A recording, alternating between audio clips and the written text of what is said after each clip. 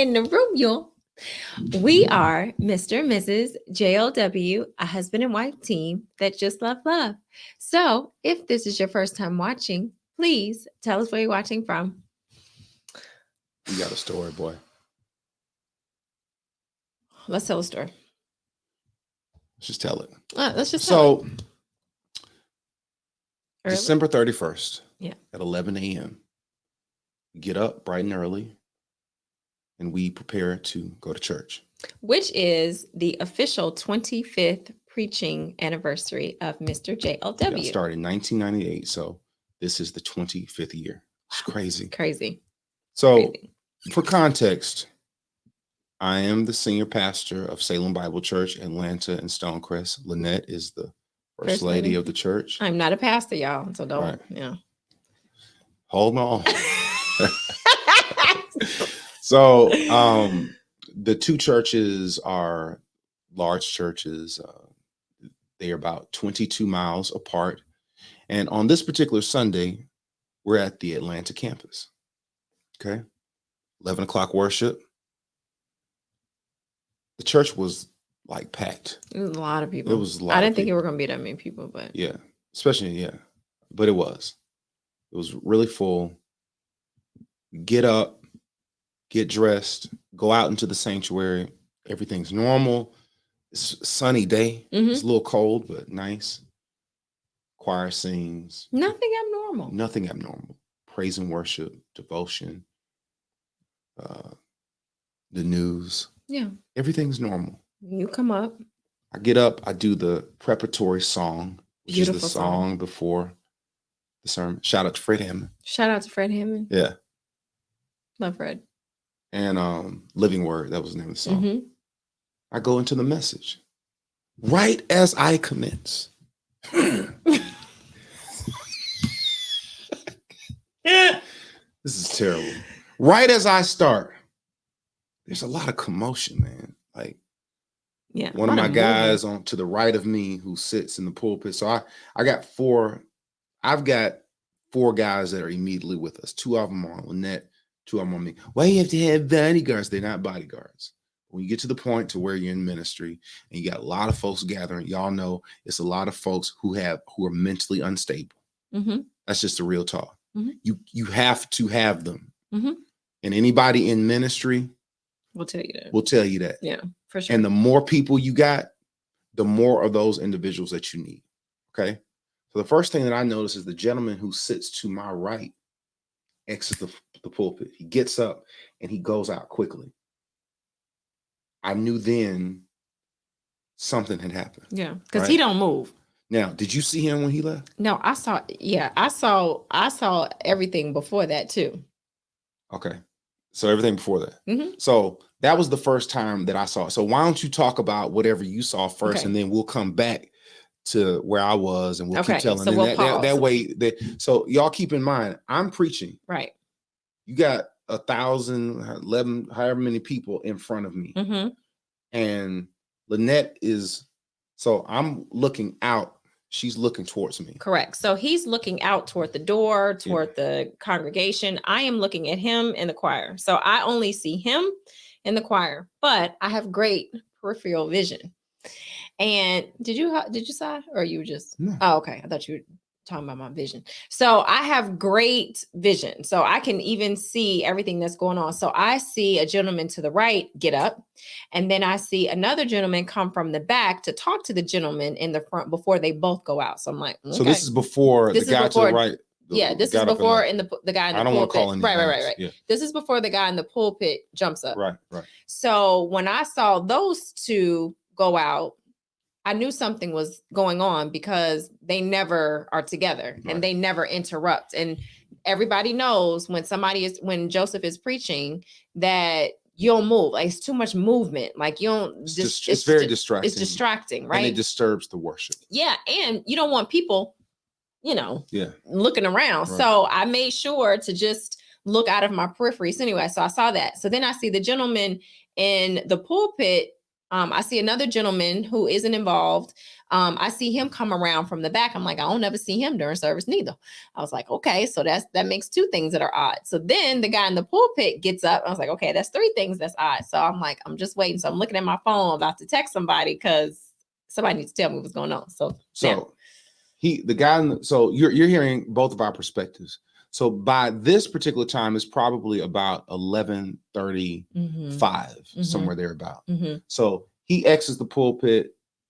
And when that happens, and for any person who's here, who's a speaker, or you've ever been in an environment like that, when something like that happens, it throws you off. Yeah. So I'm trying to the best of my ability, focus on the task. You did a great job. Well, thank you. I'm like, is the world ending? Do I need to duck? You know, I don't know what's going on. So I try my very best to come back to the message. So I go back into it. Every like 90 seconds, someone else is coming down the aisle talking to this person. And mind you, I'm not noticing and identifying faces to say, okay, this person saying, I just see movement. And at this moment, I know something is deeply wrong. It's been about 3 people who've moved, and it just keeps on like every minute or so. Now, at this moment, I'm wondering, is something wrong with our kids? Right. Because our children are with someone that they're not in the sanctuary with us. Yeah. So I'm like, is something wrong with our children? Did something happen? Like, is my mom okay? Is my dad okay? Yeah. Your mom was with you, so I knew it wasn't that. And then I'm thinking, what if something is going on in the lobby? Or you just don't know what. I've been in church long enough that I knew it wasn't someone who got sick. Right. That happens a lot more than what people would think. Yeah. When people get sick, we've got nurses that, I knew it wasn't that. Yeah.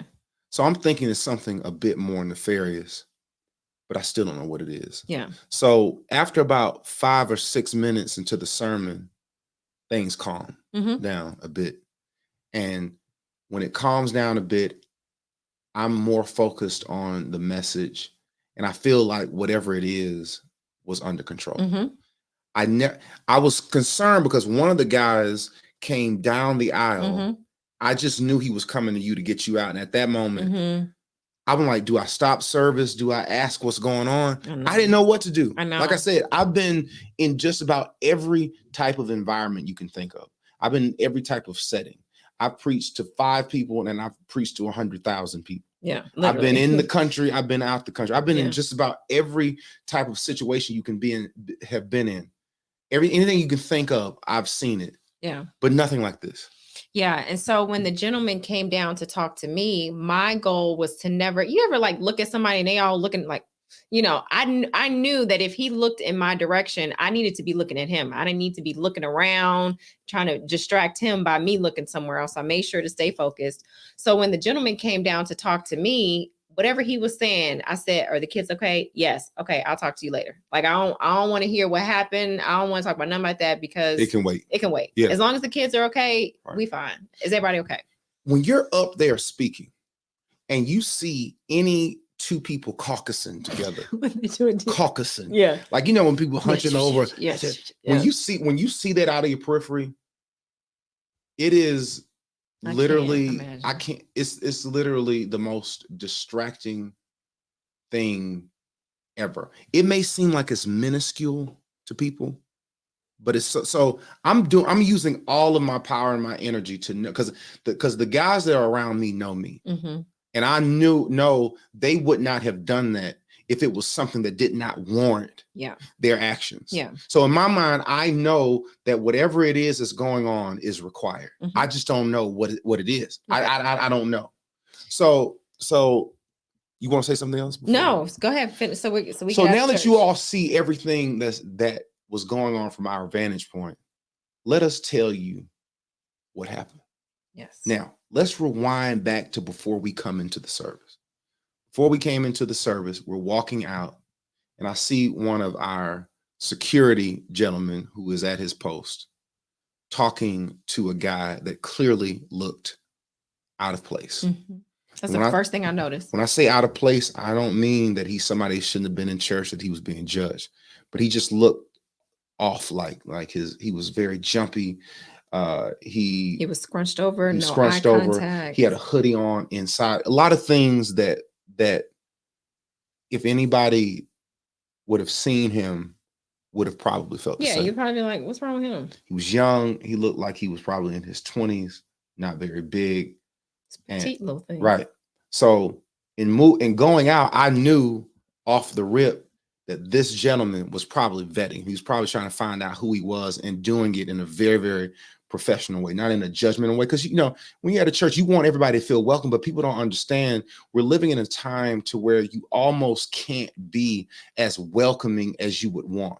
Yeah. Because you don't know what people are trying to do. You know what people are bringing in their backpacks and their, you know, bags. So, yeah. So this guy, this same guy that we saw when we were coming out, is the same individual who cut up. Had the issue. Yeah. He got up. He made certain terroristic threats. He made statements that he was going to kill people, shoot people. He reached for what was thought to be a weapon. Well, he runs downstairs. But he reached first, right? He ran downstairs, and that's when he reached. Okay. He runs downstairs to where our children were. And when he got downstairs, one of our men buttressed the children. Think about this. Got in front of them to be certain that this fool couldn't get to him. And when we talked to him, shout out to him, he knows who he is. I don't want to bring those names, you know, for those reasons. He said, you know what? He said, if it was going to be me or the children, I want it to be me. I like burst out in tears. That's what he said. That's what he said. Said it to us. Yep. So when he gets downstairs, pick up Lynette. So he gets downstairs, and they are following him. They're like, hey, stop. So it's not like they're just running around, not saying anything to him. They're like, hey, stop. You know, he was mumbling something, and they were like, whatever you talking about, sir, like, stop.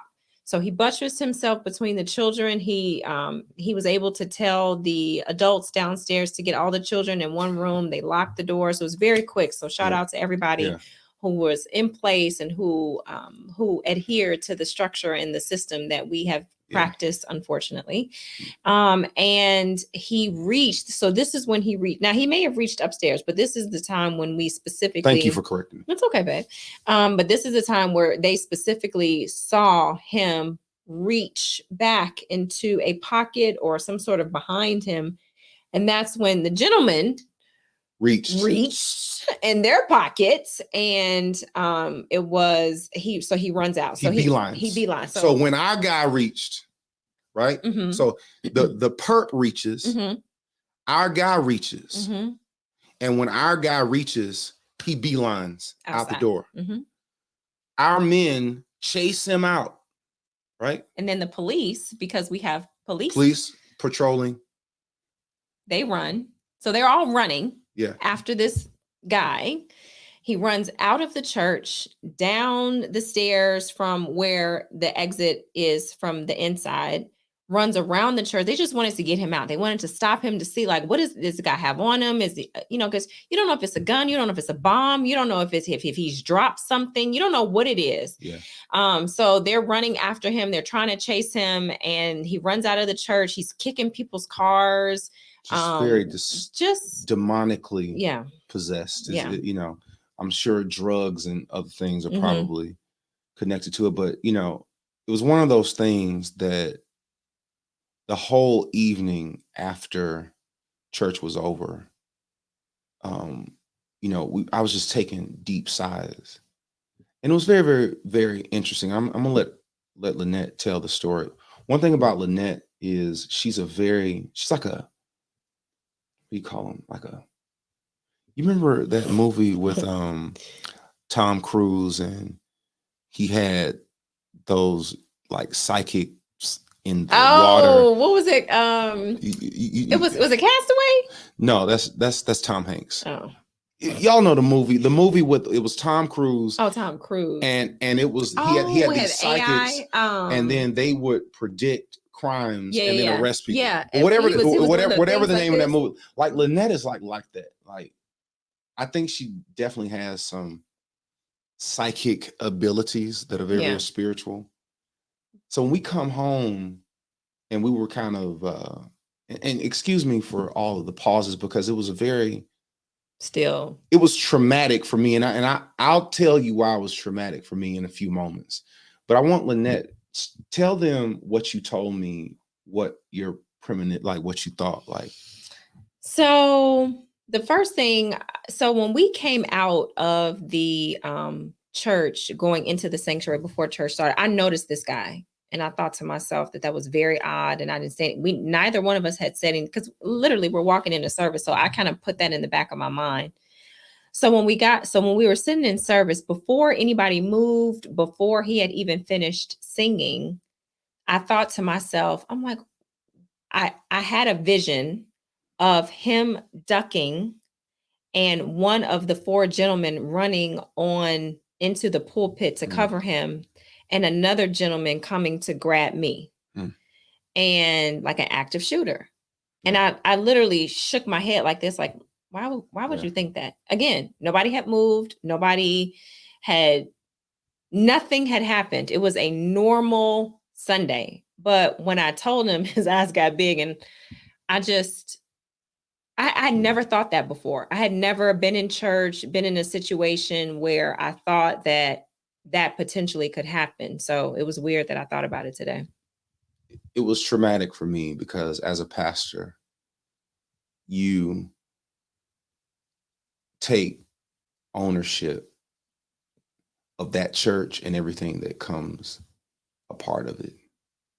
Like the well-being of those people is on my hands. Yeah. You know, that's one of the reasons why, like, people who want to do business in the church, we don't do that.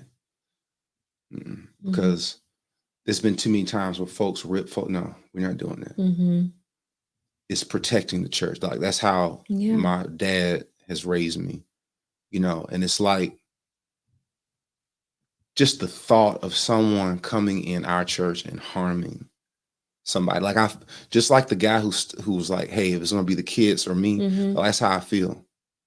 Let me take the bullet.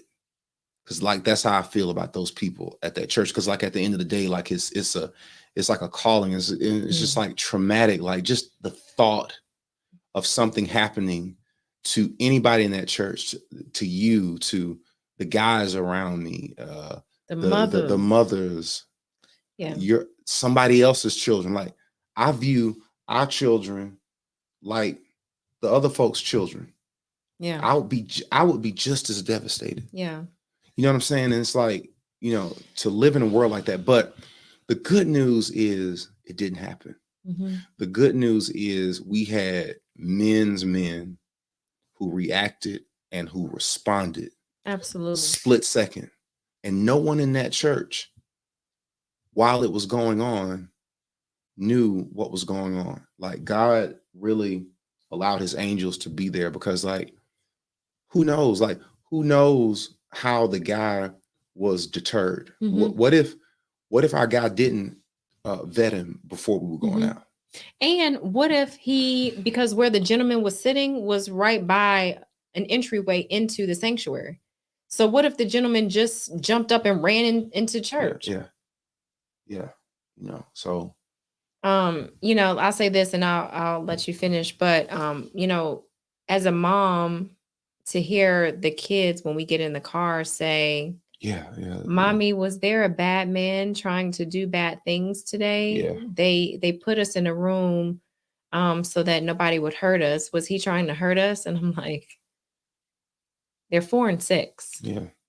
And so imagine us trying to have this conversation about like, why were the police there? You know, what was the man in handcuffs? Did he hurt anybody? Was he going to hurt us? And so you're trying to explain on a 4 and 6 year old level about how there's some people who are out here, not to judge people, but to stay vigilant. And so that's why I say, you see, when mommy tells you when we're outside to get in the car and don't play around, and when I tell you to come here, and so it's But like, people gonna feel a certain way, but it's some folks need to be judged.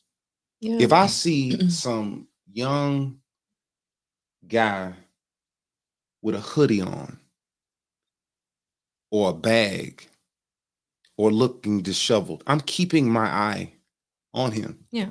You have to. Now you have to. And you know what? That has nothing to do with color. I don't care if he's green.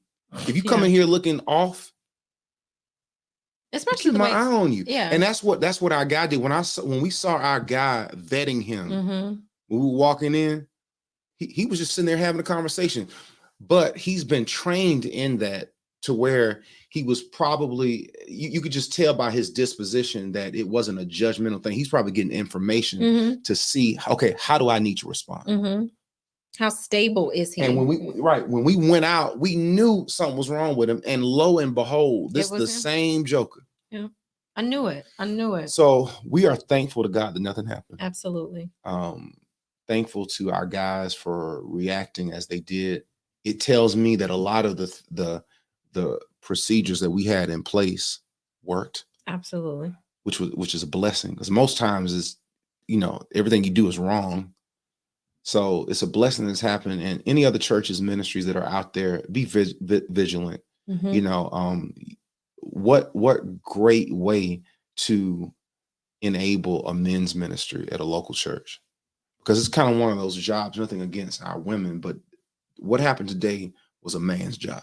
Men needed to handle that. And that's what they did, because men, I view them as the protectors of our women and our children. It's not a discriminatory type of, comment, but it was just kind of like one of those things that men needed to handle it. And the men of our church did that. So salute to each of them.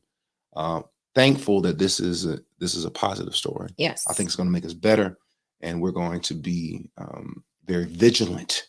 Yeah. So y'all let us know what you think in the comment section below. Yeah. Thank you. We'll see y'all on the next one. Peace.